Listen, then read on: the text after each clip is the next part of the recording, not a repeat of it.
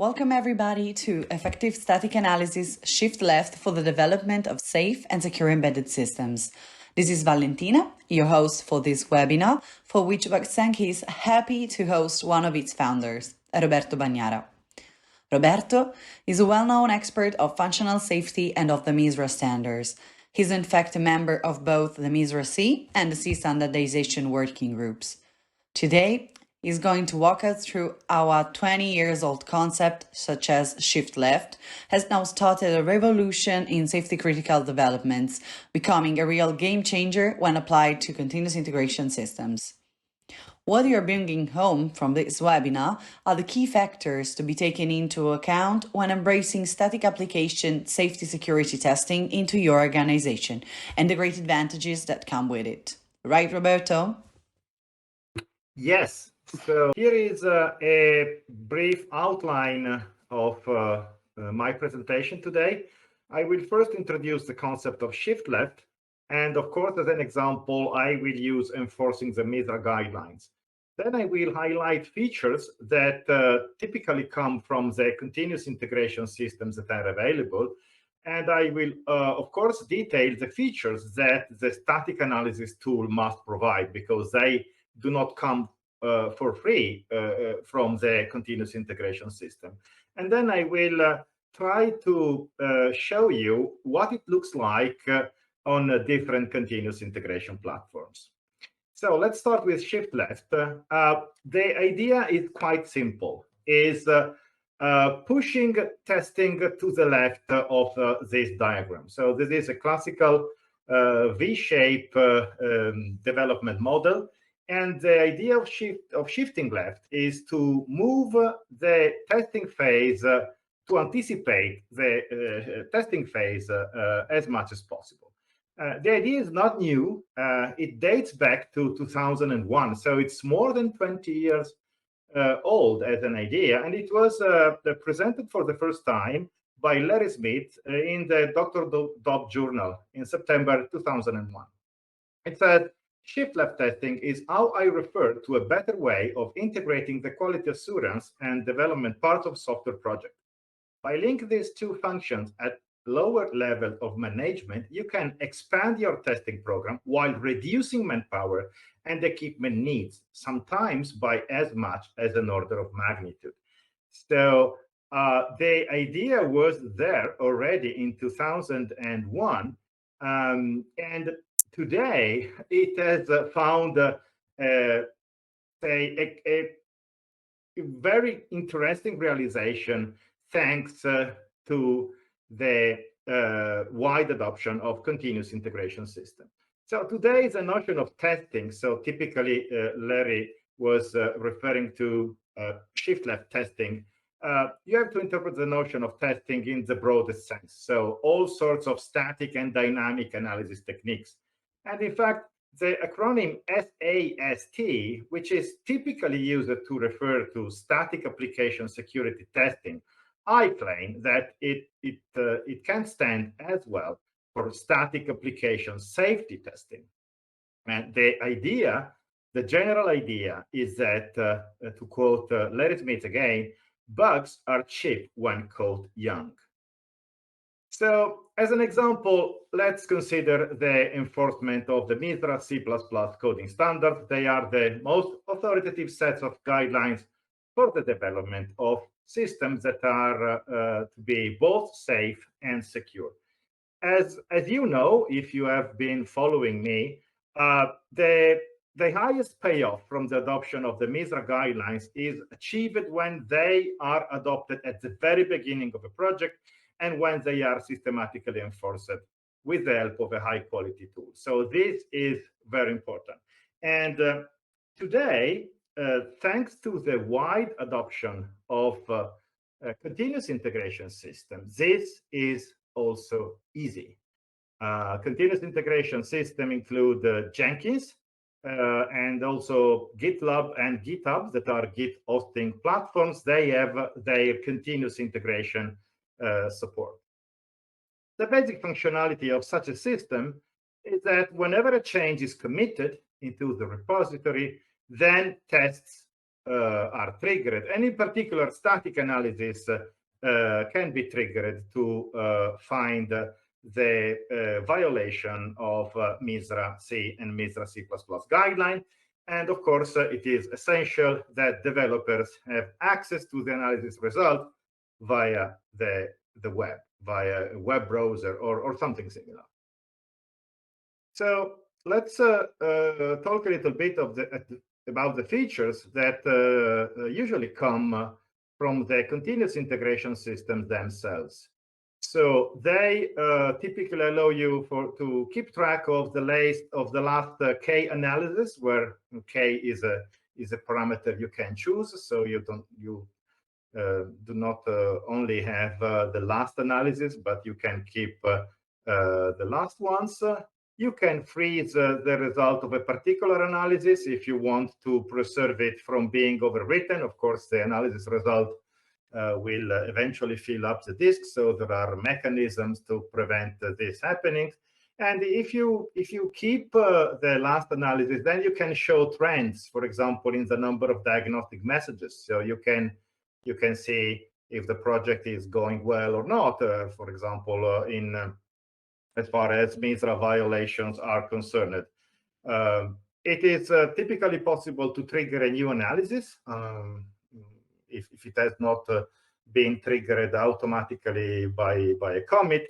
And it is also possible to adopt quality gates. So, for example, developers might commit to a triage area, and this triggers the execution of a static analysis tool. And then if the number of violations for the selected set does not increase, then the change is merged into the development branch, possibly automatically or manually. And otherwise, an email alert is sent to the author of a change saying, hey, you committed a modification that is increasing the number of MISRA violations, for example. Okay, then there are features, very important features, that the static analysis tools must provide, because the continuous integration system does not provide this. Okay, so let me first emphasize that there are advantages of deploying static analysis via continuous integration that you will have anyway. For example, sparing the users from having to configure and execute the static analysis tool. So someone will configure the static analysis tool for everybody, and everybody will be served with the results so obtained. There are other important features that are crucial for the successful adoption of static analysis within continuous integration that only the static analysis tool can provide or not, depending on how good it is. So I will focus in this presentation on three aspects. So first, users must have access to fully detailed reports. So they have to be able to investigate thoroughly each violation in order to decide about the best course of action. So whether to deviate or how to resolve the violation and how to resolve it. Well, it turns out that, for example, the SARIF format, which is a standard format for the interchange of static analysis results, as implemented, for example, in GitHub, is inadequate. So there are not enough details. So by only looking at what GitHub provides as the analysis result is normally insufficient to have all the information that are required to deal effectively about MISRA violations and other code situation. And the same is true also for GitLab. So GitLab has another format which is called Code Climate, and this also is not detailed enough, and it's insufficient. So there must be another way where the static analysis tool, even if deployed in a continuous integration system must communicate to the users with the full details of each found circumstances on the code. Another important thing is that given that the analysis is done by the continuous integration system for everybody, it's crucial that each user is able to have sophisticated filters that are private to him or to her. So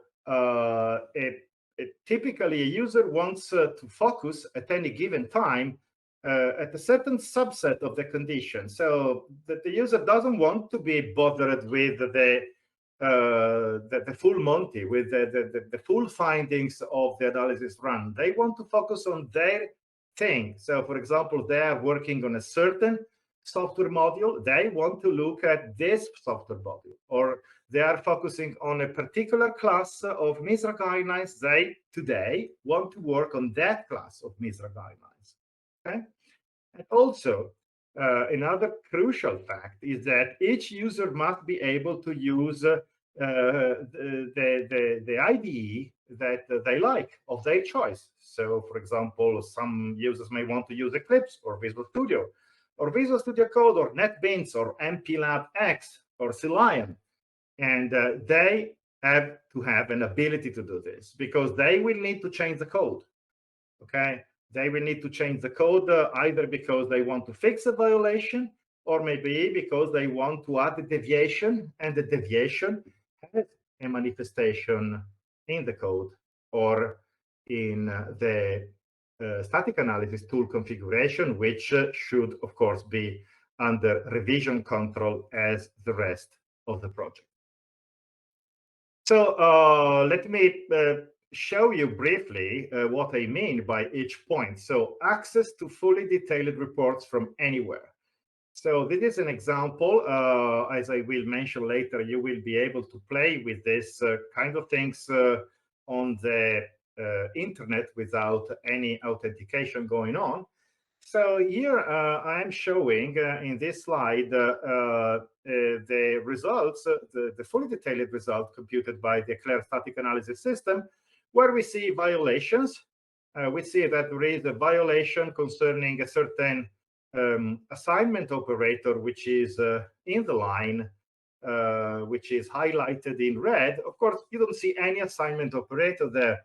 And the reason is that the assignment operator is in the macro expansion. And so it is important for a user of Eclair to have an ability to look at the code after preprocessing, which is possible. As you see here, one of the areas that are presented for the violation are the preprocessed sources. So if you move your mouse, you will switch to this view, in which you will see the same section of code, but after preprocessing.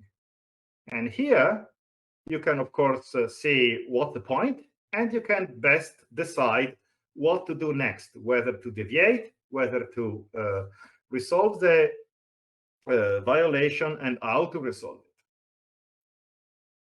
Here is another example about the second feature I announced. So individual filtering capabilities. Here we see a page produced automatically by Eclair, where there are several violations of MISRA C 2012 Rule 1.1, which is a rule saying that your code should be written in standard C, and it should comply with the C standard that you have chosen. So in this case, it's C99. You have chosen the standard by selecting a toolchain, a compiler, and by selecting the compilation options that you want to use. Then Eclair deduces the standard in a completely automatic way.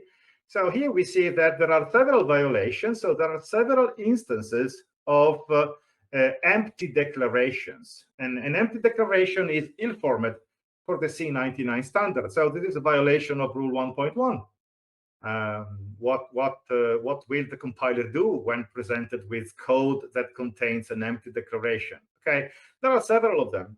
Now, a developer called Abramo has, in this page, created a selection with named by his name.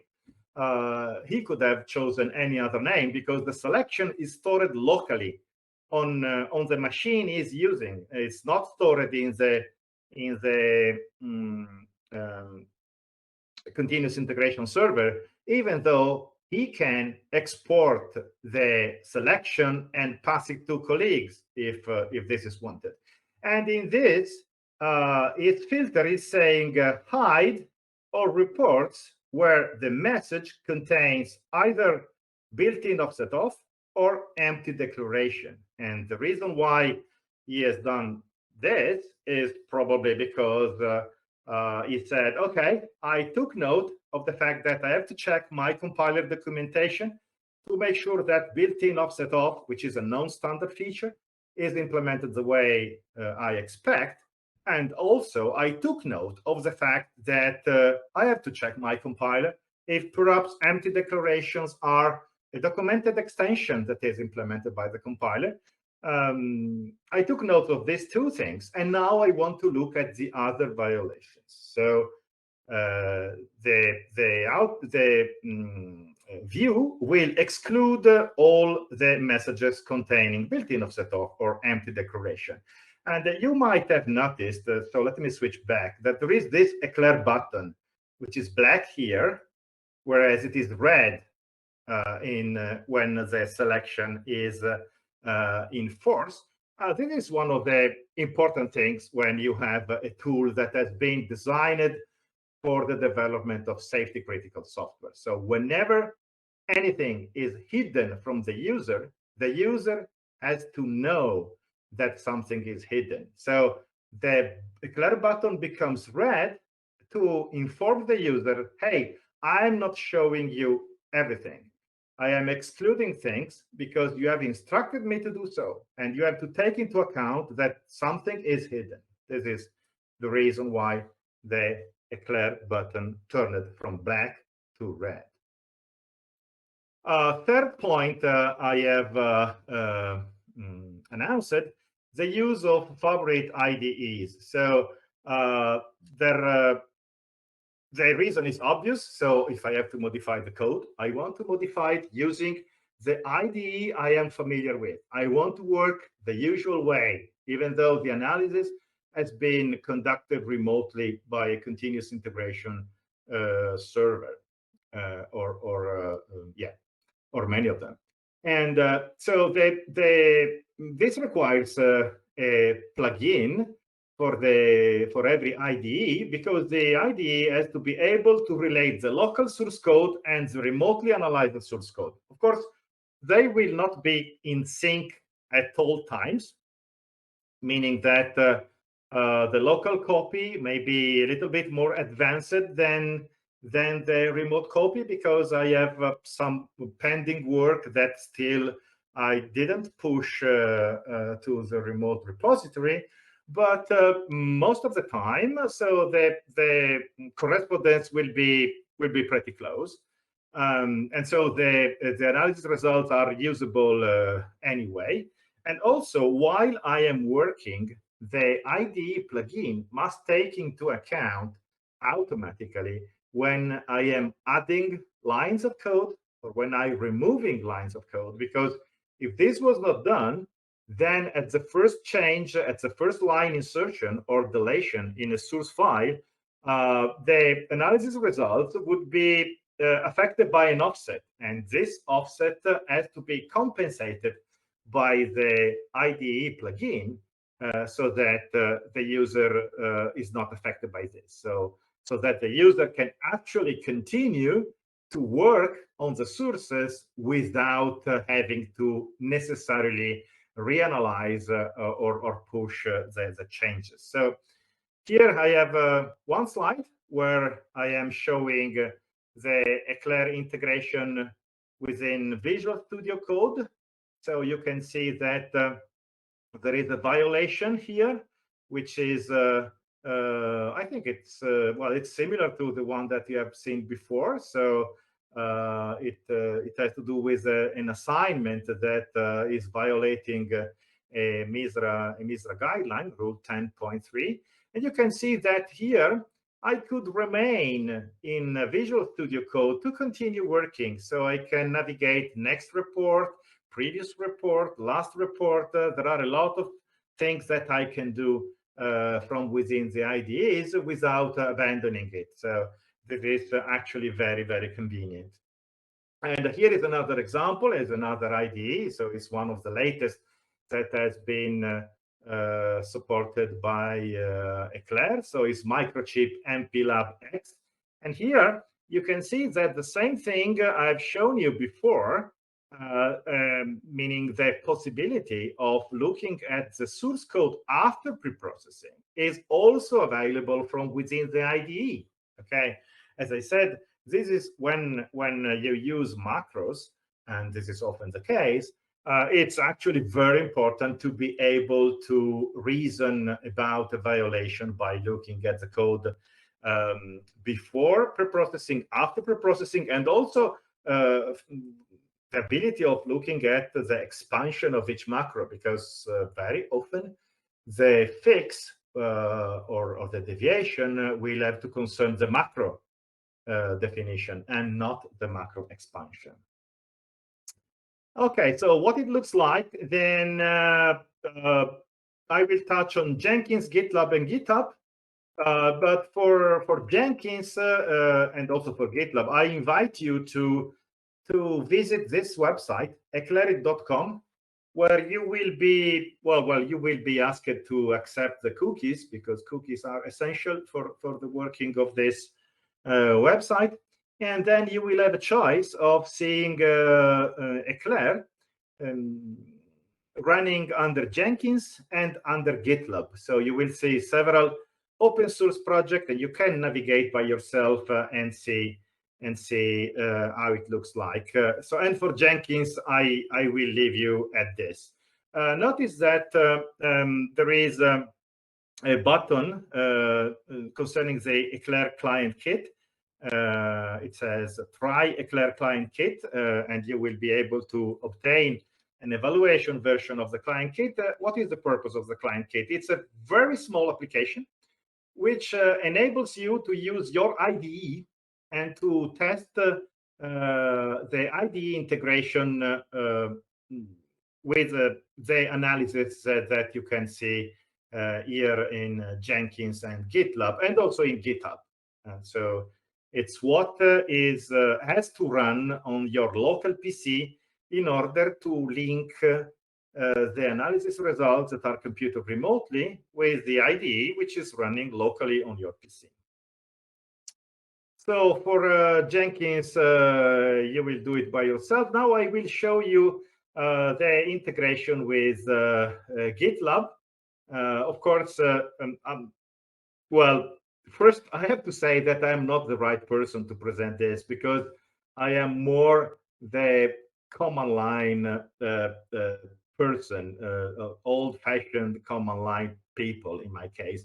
I have prepared some slides where I show you some things. Actually, there are so many features that I couldn't possibly cover them in this brief presentation. So here I show it to you, and all the things I'm showing, you can go to eclairic.com and you will see the same thing. So I am at the homepage of a project which is called Eclair Demo. And what I want to show here is that there are badges. So these badges are the colored rectangles here. Okay, so there is a part in gray and the part in green.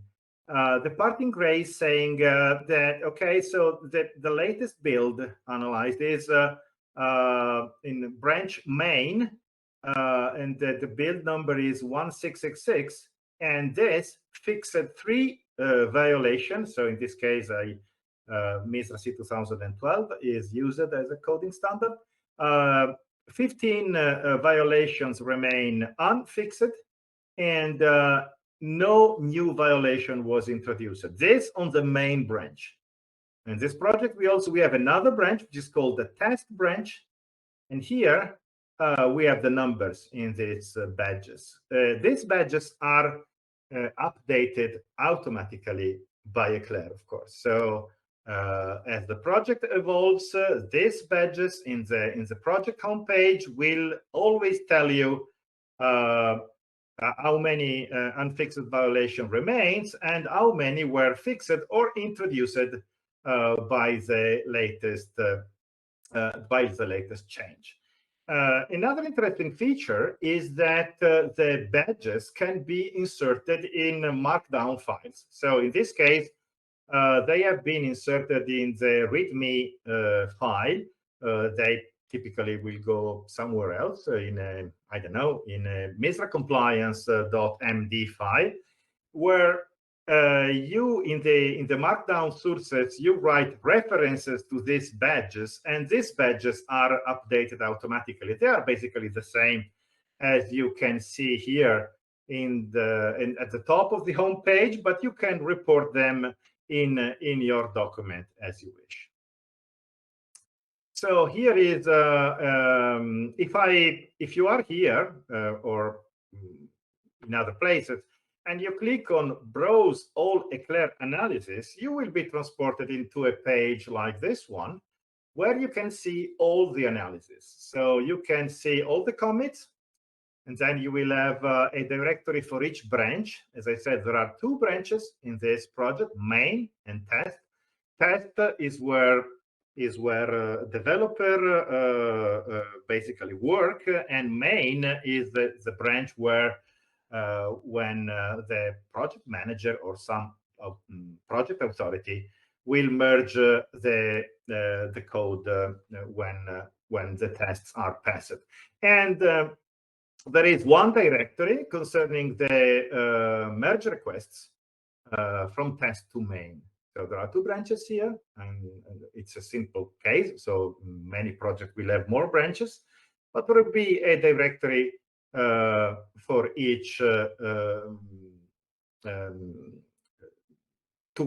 contain the analysis results concerning the merge request from each branch to each other branch. So whenever you ask for a merge request from test to main, this test main, if it doesn't exist already, will be created, and here there you will find the analysis results. So analysis results are presented in a way that is customizable. This page is generated by Eclair. It's not something that is of GitLab or GitHub.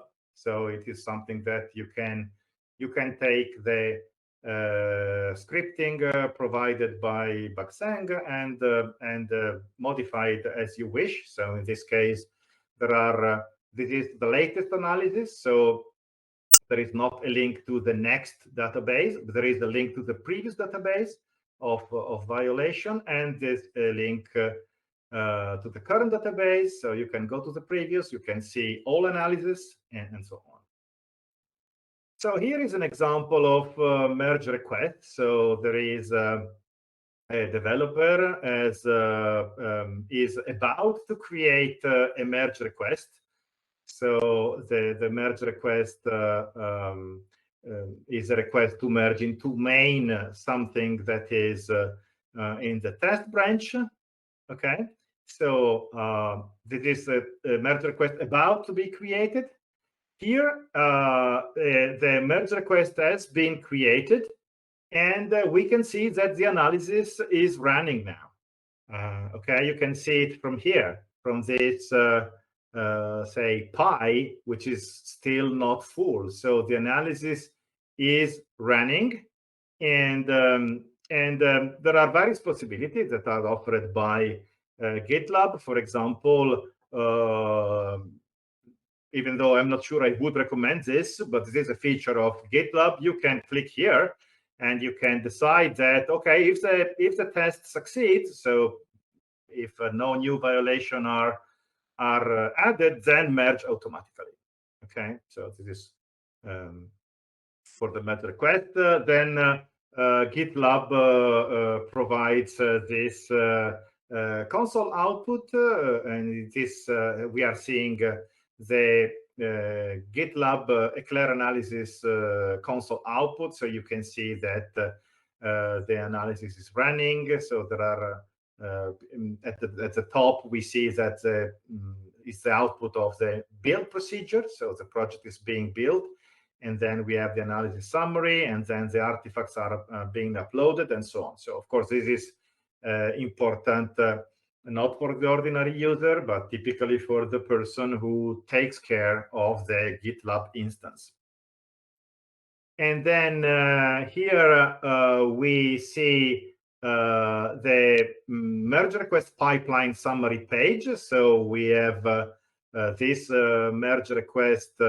The analysis has been completed. So here we have this tag latest, meaning that this is the latest change on the repository. It is a merge request, and here, given that the merge request had resulted into a degradation, you see that this code quality. This code quality thing is a feature of GitLab. So in this case, there is a new issue. So meaning that the number of MISRA violations have increased. Okay, and so this is not very good. And so probably the merge request will not be approved, or may be approved anyway. But in the example, it is not approved. What I want to show you is that the Eclair bot is automatically adding comments in the merge request thread. So every merge request opens a thread in GitLab where humans can comment. Humans can also, you see Simone here asked for a review, okay, but automatically Eclair adds the findings of the analysis in the thread, so that everybody participating in the decision whether to accept the merge request or not will have all the information they require to act upon it. So in this case, Abramo performs the review that was requested and said, your refactoring adds 3 violations, please fix them. And a new merge request is submitted, and this time everything goes well. So now let me show you commits. So these are not merge requests. These are commits. A commit, pushing one or more commits to the repository will trigger a new analysis. And here we see a problematic commit. So maybe it's too small to see, but well, this commit fixed 2 reports, but added 3 new reports. And the new reports were added because this change forgot to close the comment. You see, /* is not matched at the end of the line but //. So meaning that here we have nested comments, and which is a violation of the MISRA standard, and also new violations arise because this deviation is now no longer visible by Eclair. Here is instead another example of commit. So this time everything is okay, and in fact we see that this fixes 3 reports, and it adds no new report, and still remain 40 reports to be fixed, but 3 were resolved. So this is a good commit. And now when we are in this situation where we add new reports, here we see new reports are added, then we can click on browse analysis, and we end up with this kind of thing where we can see the reports that were added by the commit. Okay, So they are tagged by missing because they are missing in the previous analysis and they are present now.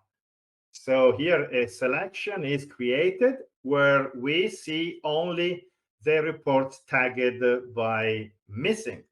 Okay, and here you can see that they concern this rule, and then we can see exactly where they are and we can reason over them. And so the author of the commit can perform a further commit to avoid the adding new MISRA issues. So this was for GitLab. Now let me show you briefly how it looks like on GitHub. So GitHub is not yet linked on the BUGSENG web pages. So I give you the link.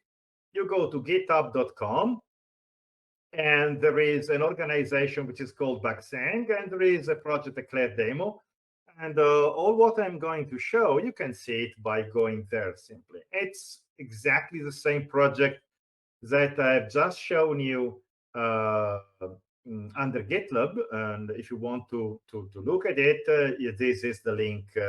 This is a GitLab instance hosted by the eclair.com website. Okay, so here we can see this should be familiar to all people working on GitHub. This is the project homepage. You can see the feature we have seen before. So the badges that are this time GitHub doesn't have the badges here in the homepage automatically. So you can insert them into, for example, readme.md, and this will be updated automatically at every new analysis. And then here we have the action summary page. So these are called actions in GitHub. Basically, they are, of course, a real project will have several workflows. Here in this project, we only have two workflows. We have Eclair pull request, where someone asks to merge merge modification, and Eclair push, where one has pushed a change into the repository. So here we are seeing all workflows, but we could focus only on pull request or on push. Okay, here we see how it looks like in a pull request. You may have noticed that this is better than GitLab. So what is called a merge request in GitLab is called a pull request in GitHub. You can see that this here, the results are communicated in serif format, which, as I said, is not enough to work effectively on the deviation or on the fixing of MISRA violation, but is better than the code quality alternative that is available in GitLab. So you can see the patch here, and you can see the code scanning results computed by Eclair. Okay. Here we see that the pull request, the analysis is running. So you see here, you see it from the fact that this picture is not completely green, so it's still it's not completed. Okay, but the fact that the branch has no conflicts with the base branch was already checked automatically by GitHub. This is not something that concerns Eclair. Eclair is doing its own job, so static analysis to detect violations of the MISRA guidelines in this case. And here we see the same feature we have seen with GitLab. So there is a thread which is associated to the pull request. Humans will comment about the pull request, and Eclair will automatically add its own comments with the analysis results. So you see that here we have reproduced the same situation as before. So we had a pull request that adds violations. So there is a comment by Abramo saying, please fix it. And here instead we have we see the outcome of a positive analysis. So we have all checks are successful. So this is now ready to merge. So the person who has the authority to do so, by clicking on here, will merge the pull request. There is a console output in GitHub as well, as there is one in Gitlab. They look slightly different. So there is the possibility of expanding or collapsing each individual section. And this is a pull request analysis page. Okay, so all this is configurable. So BUGSENG provides YAML files that produce the result that you are seeing here, but an organization that wishes to have things done a little bit different can customize all of it. Okay, this is an example of this one was the analysis for a pull request. This is the analysis page for a push request. And that's it. I think I am in time. So let me insist on what I believe are the main take-home points. So shift-left adoption of static analysis tools is highly beneficial. So it reduces reworking, because you start MISRA compliance, the MISRA compliance effort from the very beginning, and so you will spend less time in testing, less time in debugging, less time in reworking your code, and in the end, it will always decrease the time to completion of the project. Notice that the adoption of static analysis techniques within continuous integration compounds with all the other advantages you would have with the continuous integration. So one is Dockerization, which you will want to do anyway, because you want to fix the build environment. You don't want to upgrade the machine and then the build environment changes and everything changes. So Dockerization is something that is being introduced with a very fast pace in the industry for the advantages it has. And of course, running Dockers manually is inconvenient, whereas in a continuous integration system, the point is that you script everything. And by scripting everything, you have a lot of advantages. So full automation and repeatability and reproducibility. So you can repeat things in exactly the same way, and the chances that your builds are reproducible, so that another colleague of you, maybe in another division, will be able to reproduce exactly your result in a different environment, because with Dockerization and full automation, you have made sure that unwanted dependencies are not present. So let me quote Jeff Humble. So this is a very nice quote I like very much. It says, if it hurts, do it more frequently. So, and this applies to a lot of things. So if in the case of MISRA compliance, if you think that MISRA compliance hurts, do it more frequently. Do it from the very beginning of your project, okay? And so in the end, you will have all the advantages of MISRA compliance, and the pain will not be as high if you do it only at the end, where you pay all the price without having all the advantages. So of course, this this quote applies to everything. For example, if integration is painful, as it is, do it more often. So continuous integration is there precisely for this purpose. So to conclude, if to deploy static analysis in continuous integration system.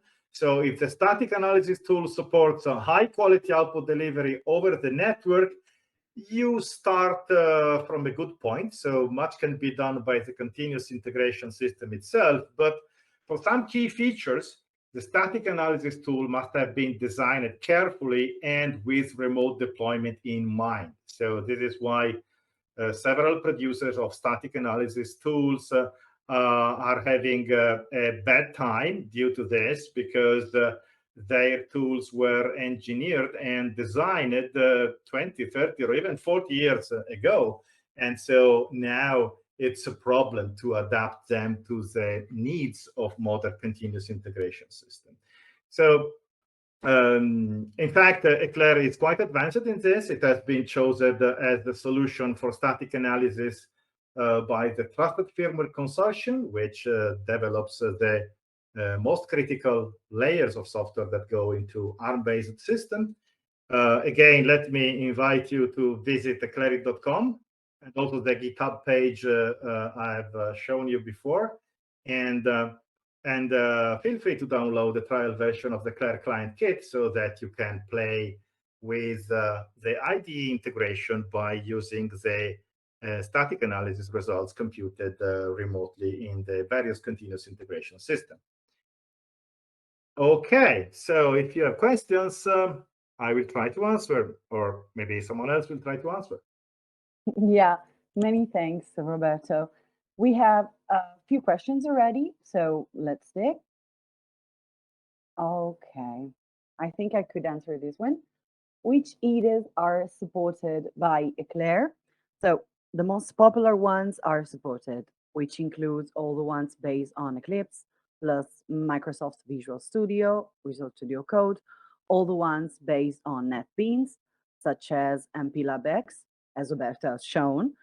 Support for IDEs based on IntelliJ, such as CLion, is also complete and will be shipped really soon now. Then we have, does the deployment of Eclair in CI systems involve different licenses or extra costs? So the license is the same, but you might need extra keys for controllers and agents. Each controller is priced as an extra user, whereas keys for extra agent are much cheaper. So feel free to drop us an email and I will provide you with all the details about it. Then the third one, okay. Will the recording of this presentation be made available? Sure. Give us just a few days and you will find the recording on our YouTube channel. If you subscribe to it, you will get notification whenever we had more material. And then I think this is for you, Roberto. I still find it very useful to run the static analysis tools on my own PC. Am I missing something? Oh, okay. No, you are missing nothing. I don't know your name, but you are missing nothing. And in fact, it is still useful to have the static analysis tool installed in your PC. You might want to do, there are many other things you may want to do. For example, maybe you want to check programming style. Maybe you want to compute metrics. Maybe you want to test the change locally before trying to push the change on the code repository. So there are many features that you may want to use locally. Okay, so no, it's basically something that you have in addition. So without having to worry about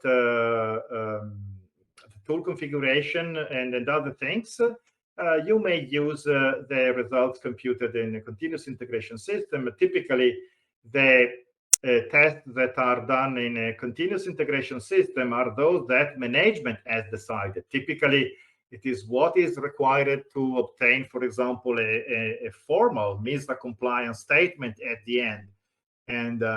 And so it is also important that these are centralized and that the configuration is chosen carefully, typically by a functional safety manager in cooperation with people taking care of the continuous integration system. But you can, of course, and you will, of course,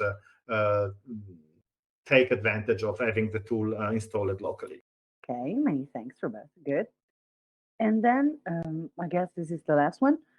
Do you have special licenses for open source project? Oh, yeah, we have. Oh, this is interesting. Yeah. Yeah, so let me answer this one. Oh, okay, perfect. Sure, Roberto. Yeah, okay. In fact, the GitHub project that you see, it's a GitHub in the BUGSENG organization. So it was used to perform this webinar and also to finalize the design of all the scripting and all the all the features that concur to the realization of what you have seen and what you will see on GitHub. But so if you participate to an open source project, then get in touch, because we are selecting open source project to start with a wider deployment of Eclair within GitHub. So, so for open source projects are kindly invited to get in touch so that they can get analysis result at no cost. And also remind that this is an open call. So some of you will be listening to this on YouTube. So do not assume that the call is over. Get in touch. Thanks, Roberto. Of course, if you want to follow up later on with an email, you can always send your questions to info@bugseng.com, and we'll be happy to share them with Roberto or put you guys in contact directly. Now, if you'd like to dive more into how static analysis tools can be interfaced with DevOps and IDEs, once a month we do an in-depth, live and interactive presentation of Eclair software verification platform. Next one is scheduled for December 5th, 11 a.m. You can check future dates and register heading over to bugseng.com/webinars. If you haven't already, I suggest you subscribe and turn on the notification bell to get notified when there is a new upload. Most of our videos are informative nature, so you can always rely on them as a source of training. Speaking of which, if you're looking into attending MISRA Online training, you can check out all the courses and upcoming sessions on bugseng.com/services/training, and you can drop us an email to training@bugseng.com to get any information you need. All right, I think that's all.